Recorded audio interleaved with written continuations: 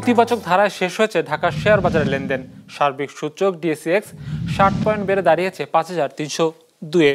হাট বদল হয়েছে মোট 605 কোটি টাকার শেয়ারের মালিকানা। লেনদেনে অংশ নেওয়া প্রতিষ্ঠানগুলোর মধ্যে দর বেড়েছে 251টির, কমেছে 89টির, আর অপরিবর্তিত রয়েছে 64টির দর। এবার বাজার নিয়ে বিশ্লেষণ শুনবো অ্যালায়েন্স ক্যাপিটাল অ্যাসেট ম্যানেজমেন্টের।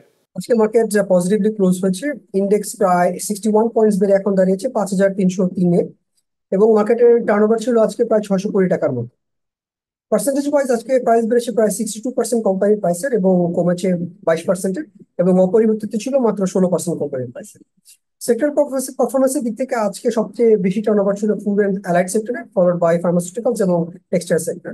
তবে ইন্টারেস্টিংলি আজকে ইন্স্যুরেন্স সেক্টরে সবচেয়ে বেশি সংখ্যক কোম্পানির প্রাইস বৃদ্ধি পেয়েছে। ওভারঅল মার্কেট কিছুটা পজিটিভ ডিরেকশন আগাচ্ছে বলে আমরা মনে করি।